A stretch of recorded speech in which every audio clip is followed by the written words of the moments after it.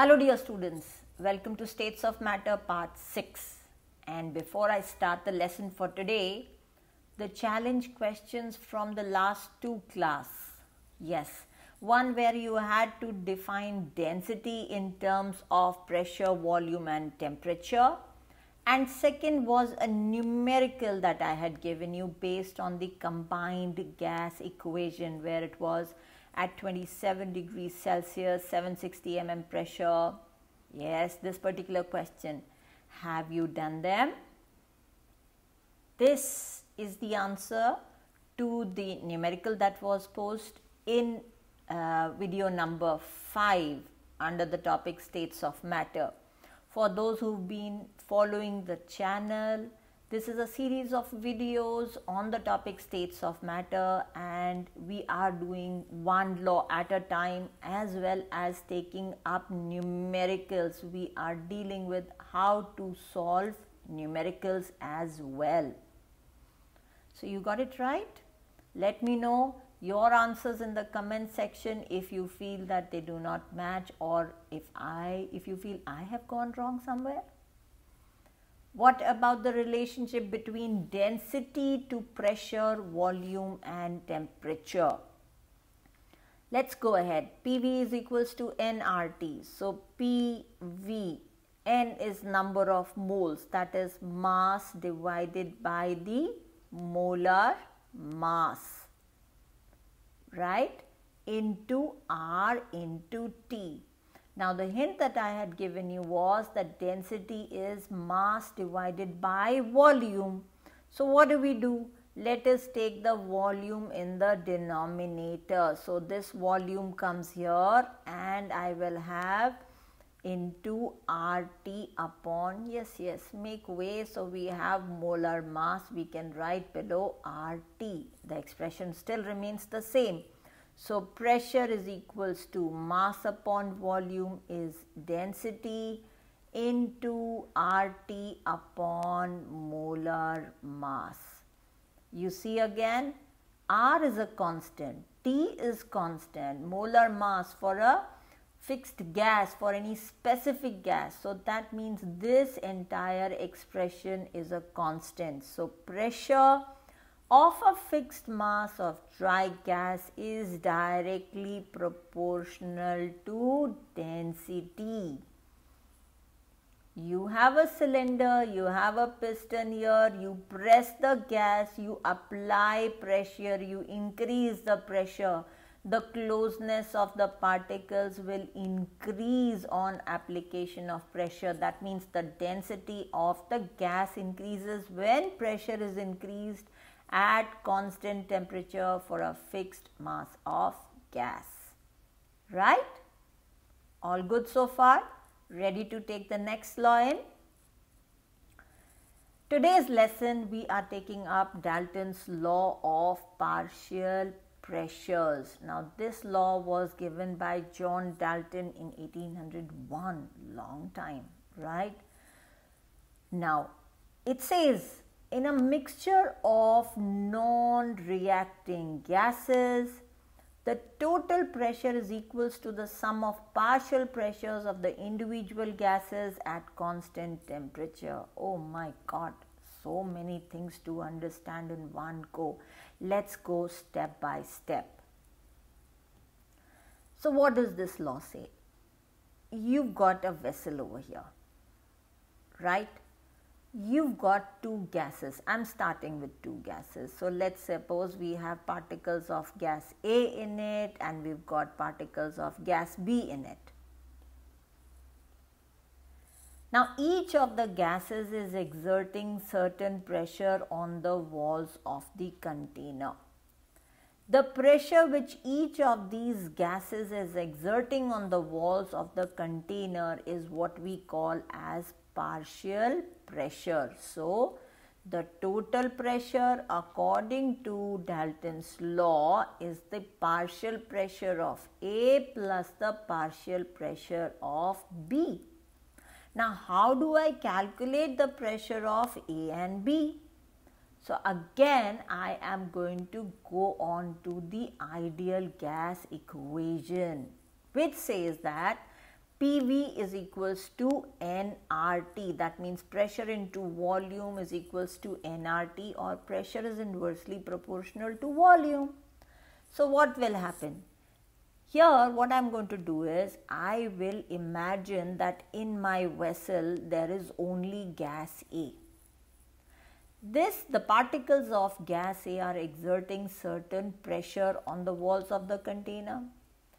So this pressure which the particles of gas A will exert, if it was occupying the entire volume of the container, is what I call as partial pressure of A. The pressure a gas would exert if it was occupying the entire volume of the container originally containing the mixture of gases. So what do I imagine? I imagine that only A is present. Now how do I calculate what pressure it will exert? Now it's very simple. The ideal gas equation, PV is equals to nRT. So PA is equals to NA upon V into RT. Yes, we've simply taken the V in the denominator. Similarly, now imagine instead of A there is B in this vessel. Now what will be the pressure due to the particles of gas B? Would be called as partial pressure of B. How do we give it? NB, number of moles of B, divided by V into RT. Correct? So what's the total pressure that we get over here? Now there could be more gases. I could have particles of gas C, gas D, but always remember that these gases are non-reactive in nature. For example, I can take nitrogen and oxygen as non-reacting gases. I can take oxygen and chlorine as non-reacting gases. But I cannot talk about hydrogen and chlorine according to this law. Why? Because they react with each other. So this law will not be applicable in such a case. So the total pressure of this mixture of non-reacting gases is their sum of their partial pressures. Now let us substitute the values. So we've got this as equation A, this is equation B. I'll put the values from equation A and equation B. We can take RT upon V common, gives me Na plus Nb inside the brackets. By the way, I hope you are all writing this down, because this will come in very, very useful for offline reference when you are not watching YouTube and the videos on it, right, and preparing for your exams. And honestly speaking, you can gain much more by writing along than by just hopping from one video to the other. You can watch all the videos on my channel, but you will not benefit out of it if you don't write and understand along with it. So the best bet for you to do is to write along with it. And that is why I've called this channel as Pen and Paper. See, I'm also writing, I'm also practicing along with you, right? So P total is RT upon V into number of moles of A plus number of moles of B. And we call this as equation number 3. Now, I have to find out what fraction, that means out of the total pressure, how much is being exerted by A. So how do I find fraction? If in your class there are 10 boys and 10 girls, what is the fraction of boys in the class? How do you find that? Yes, simple. Divide the number of boys by the total number of students in the class, correct? So that gives you a fraction of half, 1/2. The same thing we are going to do over here. So we'll have number of moles of the gas divided by the total number of moles gives us what we call as the mole fraction, right? If I take the partial pressure of a gas, or say the pressure of a gas, divided by the total pressure of this mixture will give me the pressure fraction, right? Or let's see, what does it take us? Where does it take us? So that's what we did. PA upon P total is RT upon V into NA divided by RT upon V into NA plus NB. We've got all of this from equation 1 and equation 3. For those who are finding it difficult to understand like this, let me put it in a more simplified form for you. Okay, so we have RT upon V into NA divided by RT upon V into NA plus NB, correct? So, partial pressure of A divided by the total pressure of the mixture of gases would be, yes, your NA RT upon V, RT upon V. I'm left with NA upon NA plus NB, and we have an interesting expression over here. In other words, partial pressure of B would be what? Correct, number of moles of B divided by the total number of moles into the total pressure of the mixture of gases. What if we have 3 gases in the container A, B, C? Yes, BA would be number of moles of A divided by number of moles of A, number of moles of B plus number of moles of C into the total pressure of the mixture of gases. Why don't you try and write the expressions for the partial pressure of B and the partial pressure of C? Go ahead. And what will be the total pressure? Partial pressure of A plus the partial pressure of B plus the partial pressure of C. As simple as that.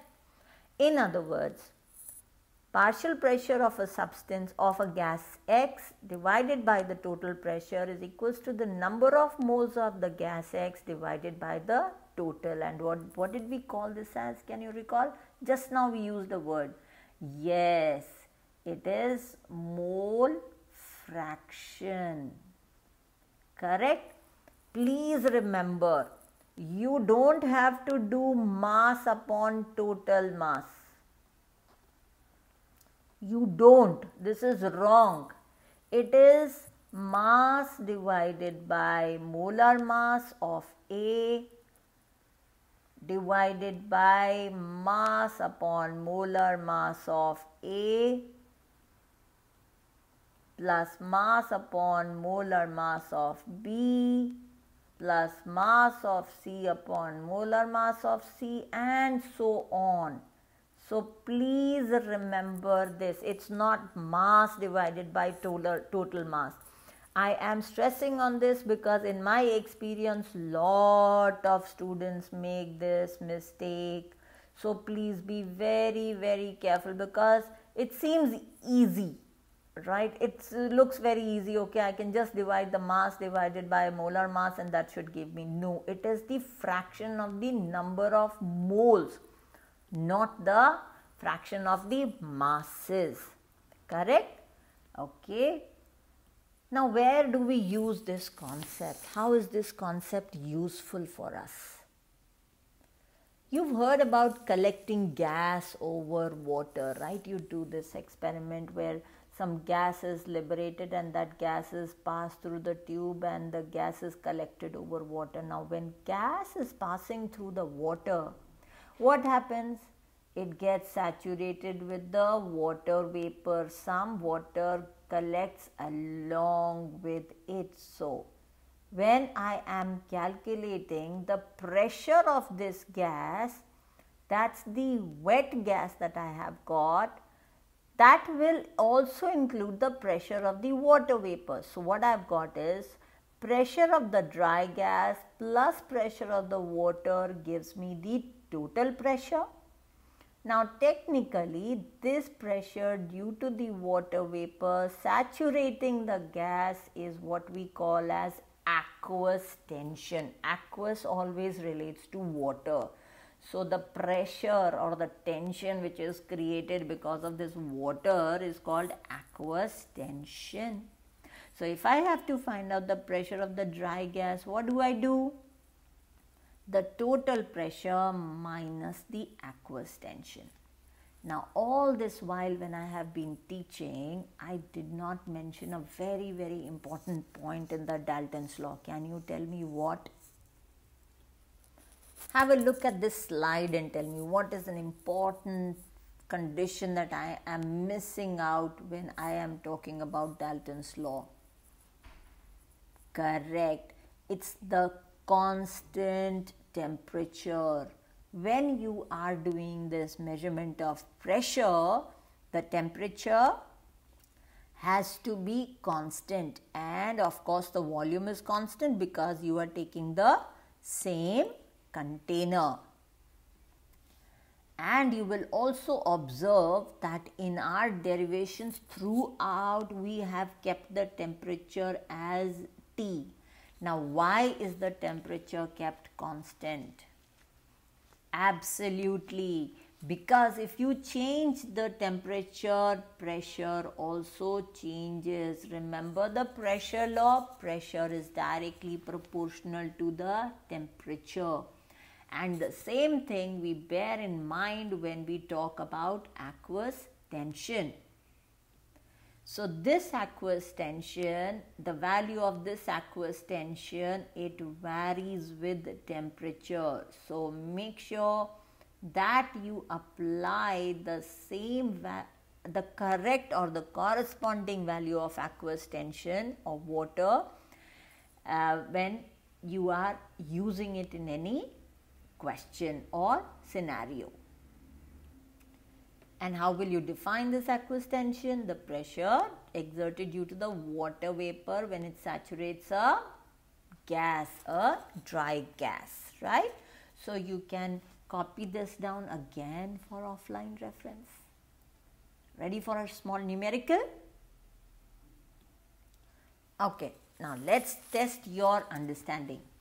The question says a mixture of nitrogen and oxygen contains 56 grams of nitrogen and 64 grams of oxygen. Now obviously nitrogen and oxygen are non-reactive under the given set of conditions. If the total pressure of the mixture is 20 bar, what is the partial pressure of oxygen and nitrogen? What you've been provided is the atomic mass of nitrogen as 14 and of oxygen as 16. Give this question a try. Try it yourself. Let me know whether you were able to solve it. I will give you the answer to this in the next video, where we will be talking about another interesting law. Stay tuned, stay connected, and stay very, very happy, because you are learning chemistry in an easy way. See you in the next video.